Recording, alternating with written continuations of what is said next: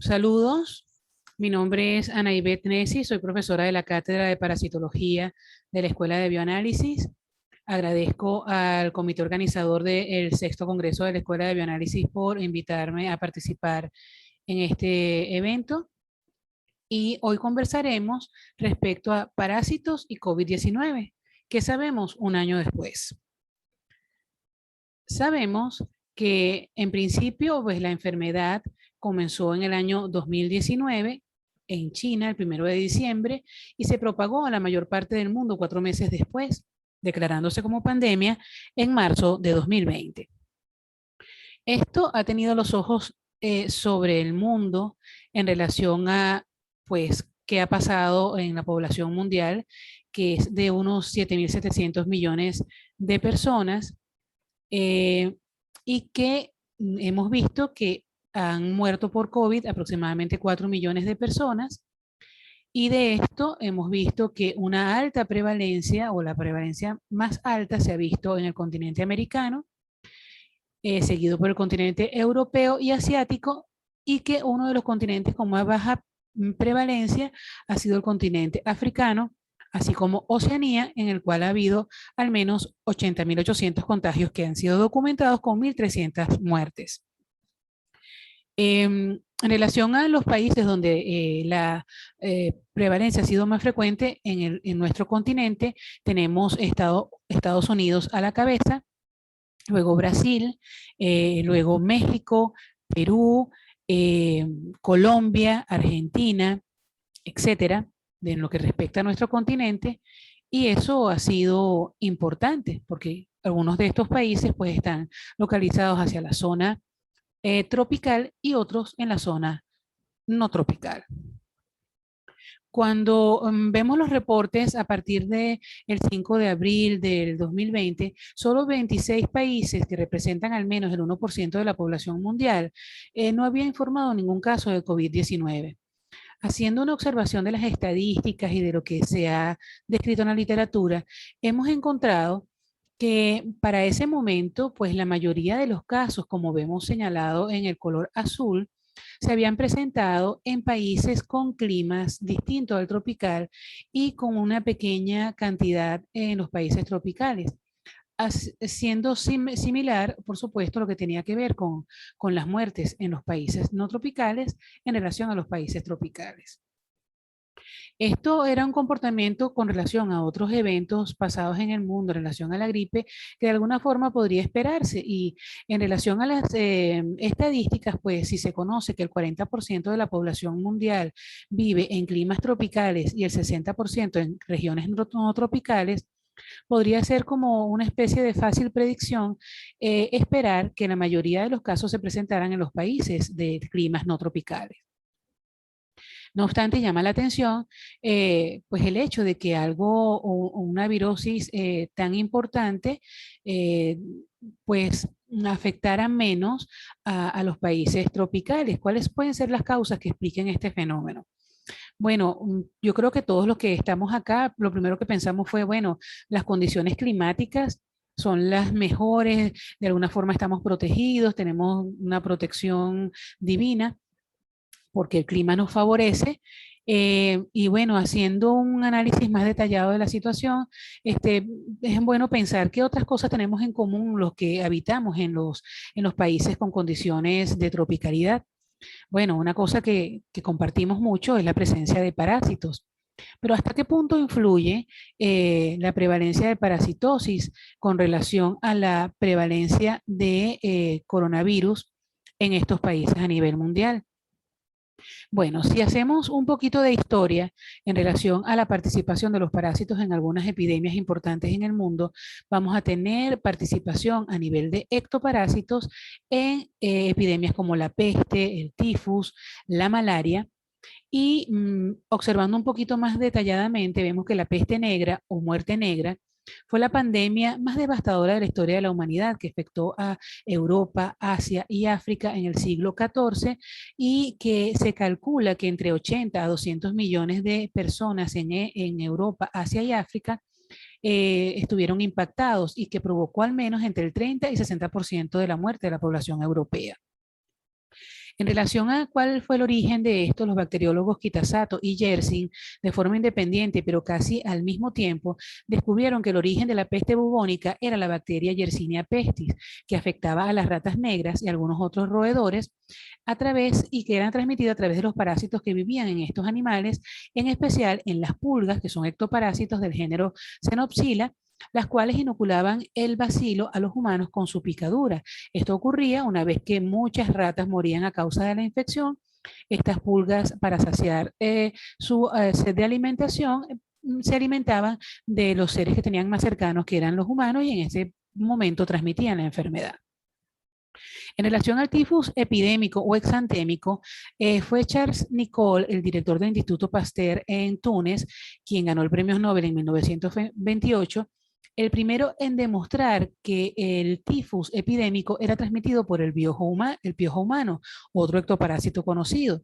Y fue Proasec y Enrique da Rocha Lima quienes descubrieron que el tifus es transmitido a través de las heces del piojo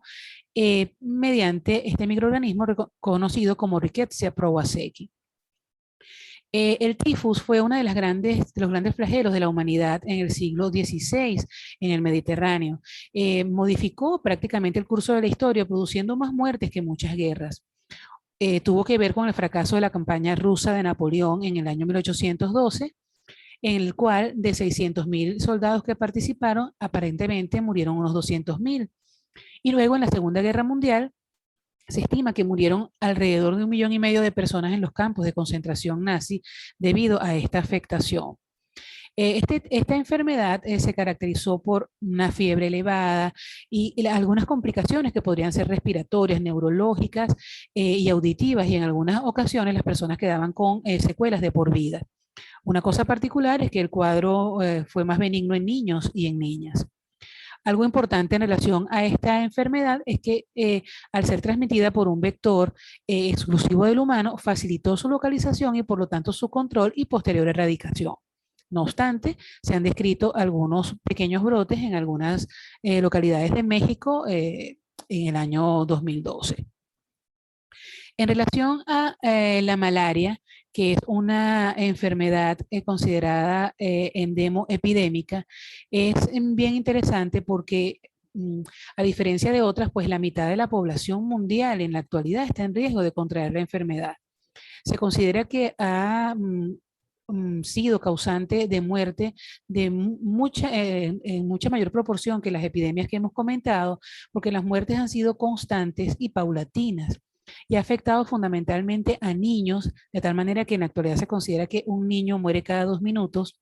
y también ha impactado a las mujeres embarazadas, o sea que ha tenido impacto sobre los nacidos y sobre los no nacidos.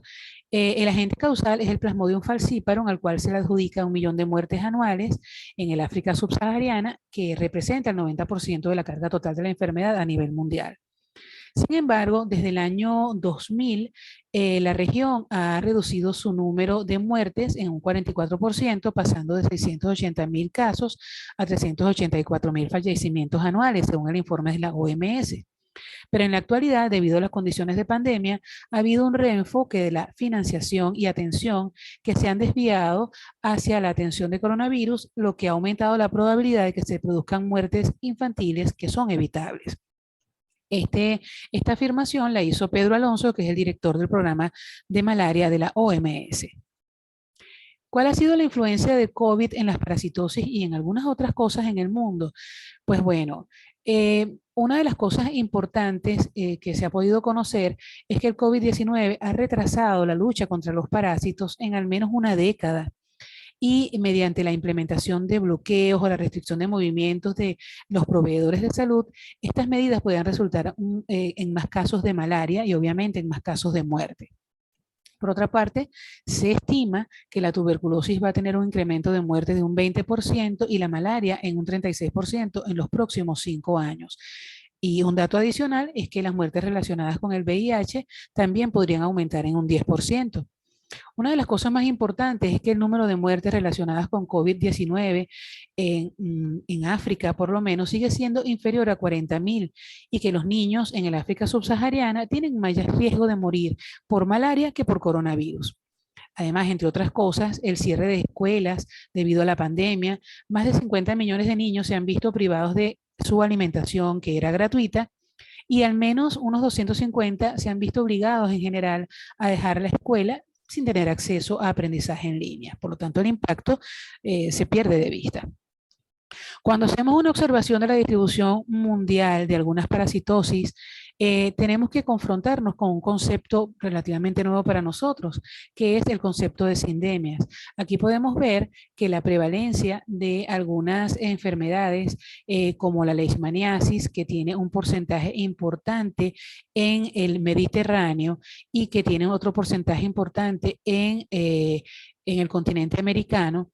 absolutamente siguen prevaleciendo. Luego vemos la malaria, que se distribuye con un porcentaje importante en el continente africano, al igual que la esquistosomiasis y la tripanosomiasis africana por Trypanosoma brucei, y vemos que la tripanosomiasis americana pues tiene un gran impacto en el continente. Entonces, ¿qué son las sindemias? Las sindemias son epidemias sinérgicas que ocurren cuando dos o más epidemias concurrentes tienen una interacción que empeora las cosas. Es decir, que dan como resultado, la interacción de ellas dan como resultado un peor resultado general que para cualquier infección individual, que ya por lo que conocemos, pues han sido difíciles de manejar en el mundo. Cuando de infecciones se trata, sabemos que el ser humano puede ser infectado al mismo tiempo por bacterias, virus, hongos y parásitos. Estos agentes infecciosos pueden actuar simultánea e independientemente, pueden tener mecanismos de patogenicidad similares, pueden provocar reacciones similares de tipo inflamatorias o alergias, pueden propiciar diagnósticos erróneos por las similitudes, pueden ocasionar que existan, en función de esto, estimaciones falsas de las prevalencias reales de algunos agentes infecciosos individuales. Y también sabemos que esta coexistencia de microorganismos puede conducir a un curso más severo de la infección y que hasta ahora hemos conocido pues que las coinfecciones por VIH originan a veces un aumento de la carga viral y un empeoramiento de la inmunosupresión, pero a veces no resulta siempre así. Es por eso que debemos preguntarnos en esta nueva situación, ¿cuál es el nuevo estatus de las enfermedades parasitarias en épocas de pandemia? ¿Serán un factor de riesgo que empeorarán las cosas? Todos sabemos que las infecciones parasitarias no solo pueden influir en el sistema inmunológico, sino que esa respuesta inmunológica a veces destruye tejidos, puede causar anemia o a veces hay procesos de desnutrición y eventualmente pueden sustentar la infección por algunos virus y afectar la eficacia de algunas vacunas. Pero otra pregunta más importante, ¿podrán ser un factor protector? Bueno, en la actualidad sabemos que es posible que exista lo que se conoce como inmunomodulación parasitaria, que puede también proteger del daño tisular al reducir los procesos inflamatorios. Entonces, teniendo presente lo que son las sindemias, hemos hecho una revisión de la literatura y hemos tratado de analizar la potencial sindemia que puede ocurrir entre malaria y COVID-19 y otras afecciones conocidas o agrupadas dentro de las enfermedades tropicales desatendidas. En principio podemos ver cuáles son las características en relación al agente infeccioso que produce COVID, malaria, enfermedades transmitidas por helmintos a través del suelo, esquistosomiasis y tripanosomiasis americana o Chagas, y algunas características que tienen ellos en común en relación a los principales síntomas, las manifestaciones más severas de la enfermedad, modos de transmisión y distribución por grupos etarios. Entonces, entre los principales síntomas vemos que hay cosas comunes entre COVID, malaria, como es la presencia de fiebre, y en el caso del Trypanosoma cruzi, en el caso de esquistosomiasis,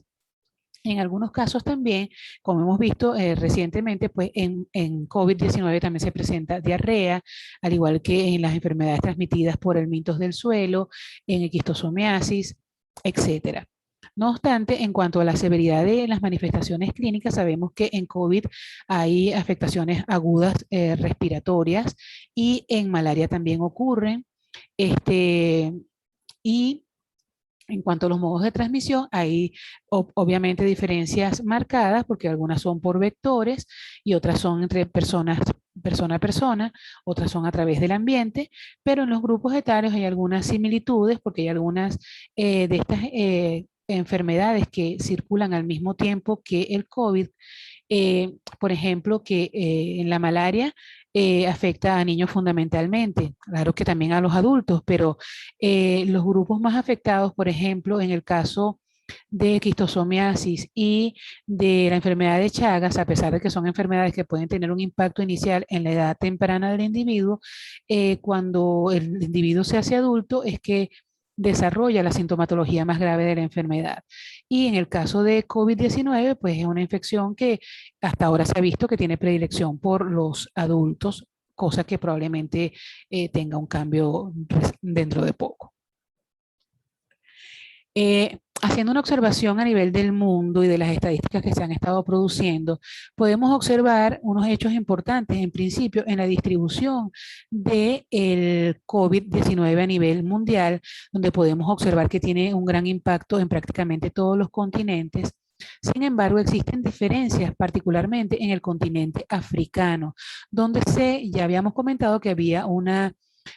número de casos sustancialmente menor. Y cuando observamos la distribución de los helmintos que se adquieren a través del contacto con el suelo, vemos que hay una mayor prevalencia en los países africanos, lo cual es similar a lo que ocurre con la esquistosomiasis y la malaria. Entonces, una de las cosas importantes que se ha reportado al respecto, bueno, en los trabajos de Seambulide en el año 2020, eh, usando la información obtenida de la Organización Mundial de la Salud, se puede observar que el número de casos en porcentaje de COVID-19 en África es de un 0,88% con un 0,45% de casos fatales. Sin embargo, cuando observamos los casos de malaria, vemos que hay una prevalencia del 93% y con una tasa de mortalidad del 94,75%. Asimismo, vemos unas altas prevalencias de quistosomiasis con un 89,23% y de helmintos transmitidos por contacto con el suelo, un 25,42%. En relación a lo que vemos, por decir, solo resaltar un caso en lo que ocurre, por ejemplo, en América y en Europa, vamos a concentrarnos en Europa, hubo una cantidad sustancialmente mayor que en África, con un 45,3% de prevalencia y un 59,79% de mortalidad. Entonces, ¿cuáles son las hipótesis que se manejan en relación a este comparativamente bajo número de muertes en relación a estos países donde hay una alta prevalencia de presencia de parásitos? Bueno, se ha pensado en la inmunomodulación producida por parásitos. En función de esto, ¿qué tenemos? Bueno, se han establecido de alguna forma tres propuestas en relación a lo que son las infecciones parasitarias que coexisten con la prevalencia de este agente viral que es el COVID-19, como es el caso de la esquistosomiasis, los parásitos producidos o a través del contacto con la tierra y malaria. Y dependiendo de sus formas o del ciclo evolutivo y su contacto con el hospedero, se ve que hay una respuesta inmunológica que en algunos casos se diferencia y luego cambia y se torna de una forma que permite la inmunomodulación. Es así el caso de esquistosomiasis, que al principio, cuando el parásito penetra en el individuo y en su recorrido, se experimenta, debido al contacto con el sistema inmunológico, una respuesta de tipo TH1, en el cual los linfocitos ayudadores que predominan en ese momento son los linfocitos CD8 y se produce la liberación de unas citocinas, que son citocinas proinflamatorias, pero luego como el propósito de alguna forma de este parásito es adaptarse al entorno y permanecer por largo tiempo, como ya nosotros conocemos que son estas infecciones, hay un cambio del sistema inmunológico, de manera que esta interacción del parásito con el sistema inmunológico logra bajar la fuerza de esa respuesta inflamatoria, generándose un cambio en el tipo de linfocitos reguladores, leucocitos reguladores que se encuentran en ese momento, que de acuerdo a ese predominio se va a observar o que son los linfocitos CD4 positivos que van a tener un patrón de citoquinas totalmente distinto, como es el predominio de la interleuquina 10 y el factor de crecimiento beta, que es un típico, un típico grupo de citoquinas contenidas dentro de lo que es el grupo TH2 o respuesta TH2, que implican que hay una modulación de la respuesta inmunológica que ya no es tan agresiva, y si un individuo se infecta con COVID-19 teniendo ya una respuesta de esta instalada a causa de la presencia de este parásito, va a haber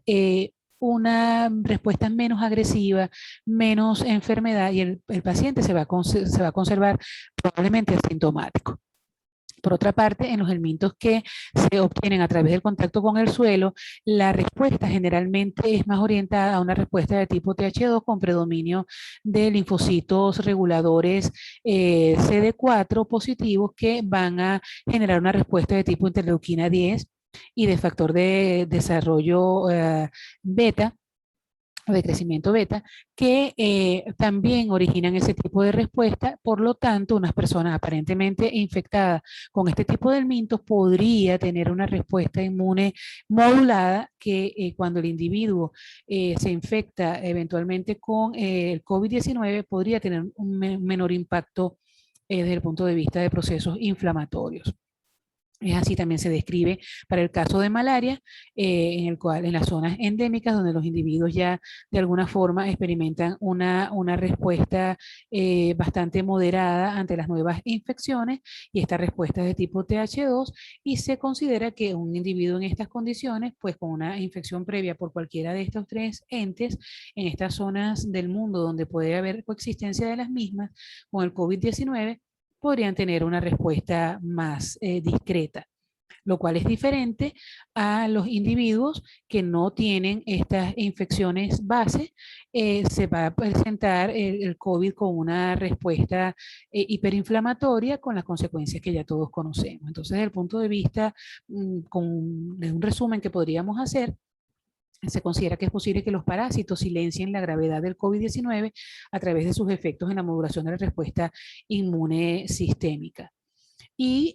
algo importante, pues, es que estas infecciones van a modular el sistema inmunológico de tal manera que las respuestas de los linfocitos T ayudadores van a aumentar junto con las respuestas reguladoras predominantes. Si predominan linfocitos reguladores de tipo CD4, pues va a haber una respuesta TH2, y si son los CD8, va a ser una respuesta de tipo TH1.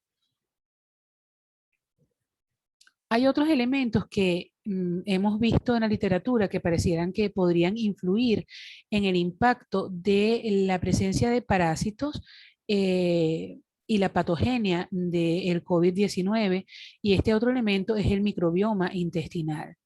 El microbioma no es que nosotros podríamos pensar que influya de repente, sí, a veces no, en nuestra biología. Debemos tener en cuenta que a la luz de las últimas investigaciones,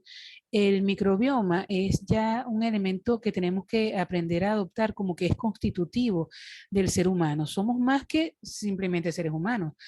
No somos individuos, sino entidades discretas con un sinfín de interacciones que siempre están en evolución o son cambiantes con nuestros microbios. Entonces existe una interacción compleja entre los parásitos y la microbiota humana que puede triangularse con la homeostasis inmunitaria del huésped, y eso es importante. Por otra parte, se ha descrito que cambios en el microbioma intestinal provocados por los parásitos pueden modular la respuesta inmunitaria del huésped. Por lo tanto, es muy posible que las infecciones parasitarias puedan afectar la patogénesis tanto a través de la modulación que ya hemos descrito de una forma directa del sistema inmunológico, como a través del equilibrio del microbioma impulsado por los parásitos. Ese equilibrio se puede romper. De hecho, se ha demostrado en modelos animales que los helmintos entéricos protegen contra infecciones virales pulmonares a través de la interacción con el microbiota. Esto se ha visto con infecciones en algunos roedores con cifasia velata que se han tratado de infectar con algunos virus, y el hecho de estar infectado previamente con este helminto ha hecho difícil eh, la infección viral, de manera que se ha descrito un efecto protector a este respecto. También debemos tomar en cuenta la intensidad de estas infecciones, la etapa en que se están manejando, si son agudas o crónicas. Ahora, ¿cuál es el impacto de la diversidad y composición del microbioma impulsado por parásitos en la gravedad del COVID-19? Bueno, se han hecho varias hipótesis o teorizaciones al respecto. Y uno de los hechos que se ha descrito es, en principio, que la presencia de algunos protozoarios y algunos helmintos que enriquecen el intestino con lo que se ha llamado como el perfil de microbioma beneficioso, y entre ellos se han definido más bien algunos protozoarios que forman parte de ese microbioma, como Cryptosporidium, y algunos protozoarios que no son patógenos, que son considerados comensales, y algunos helmintos que han establecido un equilibrio con el sistema inmunológico del individuo, de tal manera que no causan mayor perturbación en su estadía, junto con las bacterias circundantes, se considera un microbioma beneficioso, y eso genera una condición preexistente dominante propicia para la prevalencia de una respuesta de tipo TH2, y esto podría silenciar la respuesta inmune hiperactiva tras la infección con SARS-CoV-2. Por otra parte, se ha manejado otra posibilidad, que esta respuesta TH2 que se ha manejado pueda ser tan efectiva y tan controladora del sistema inmunológico que suprime la inmunidad anti-SARS-CoV-2 y acelera la gravedad de COVID, porque de alguna forma se encuentra al sistema inmunológico un poco aletargado, y el virus logra entrar y multiplicarse de una manera incontrolada, y eso también puede ocasionar problemas. Por otra parte, lo que se considera que es disbiosis, que es la presencia de bacterias que no son beneficiosas, protozoarios que son patógenos como entamoeba histolítica, y algunos helmintos que ocasionan injuria y daño al epitelio intestinal y con eso a la flora intestinal. Estos pacientes pueden tener una respuesta de tipo TH1, una respuesta de tipo inflamatoria preexistente ya subyacente, y pueden facilitar la tormenta de citocinas y agravar la enfermedad del COVID-19. Entonces, se ha visto pues que en pacientes con disbiosis intestinal la replicación del virus aumenta significativamente. Entonces, eh, ¿qué tenemos al respecto? Bueno, la pregunta que nos planteamos al principio fue eh, que en parásitos y COVID, ¿qué sabemos un año después? Bueno, honestamente no sabemos tanto. eh, Todos tenemos la atención puesta solo en COVID, pero ahí de alguna forma se han ido haciendo algunos destellos en relación a la relación de este virus con algunos otros microorganismos que están dentro del ser humano, y se han establecido hipótesis en relación a los datos que ha manejado la Organización Mundial de la Salud, de las distintas prevalencias que hay en algunos lugares del mundo y cuál puede ser la causa. Y en función de esto, pues podemos pensar que las razones que sustentan el aparente bajo número de casos de COVID-19 en entornos con endemicidad de infecciones parasitarias, en principio es multifactorial. Luego, en esta pandemia que sigue en expansión, hay diferentes países o continentes que se encuentran en distintas fases de la pandemia, y los datos que hemos utilizado hasta el momento para hacer este análisis pues podrían cambiar en el futuro. Por otra parte, obviamente faltan datos sobre factores que pueden ocasionar confusión, como tamaños de la población, detalles exactos del clima, inmunogenética, estado nutricional, sexo, otras coinfecciones, otras comorbilidades, edad, estratificación, el número de pruebas realizadas a las personas. Todo esto debe ajustarse, y esto obviamente puede afectar las correlaciones que hasta este momento han sido observadas, por lo tanto se requiere investigaciones futuras. También en este resumen que hemos presentado, hemos reportado una correlación inversa consistente entre la incidencia de COVID-19 e infecciones parasitarias observadas en algunas regiones del mundo como África, por los datos obtenidos de la OMS. Pero estos hallazgos son obviamente preliminares, son parte de un análisis ecológico y que apoyan la hipótesis de un posible mecanismo inmunomodulador inducido por infecciones parasitarias que protegen contra el COVID-19 y necesariamente se justifica que haya más investigación. Por otra parte, claro que nos preguntamos qué pasa con Brasil y con India, pero no se consigue ninguna información en este momento desde el punto de vista epidemiológico relacionado con otras cosas. Miren que hice una búsqueda fuerte, no hay nada actualizado al respecto y hasta la semana pasada el número total de muertos en Brasil por COVID-19 superó los 400.000 personas. En India la pandemia está cobrando alrededor de 3.500 vidas cada día. Estos son países que están ubicados, uno en América y otro en otro continente asiático, pero están ubicados por debajo de la zona tropical y obviamente podrían tener, pues sería muy interesante conocer qué pasó allí, pero desde el punto de vista del criterio de salud que se está manejando,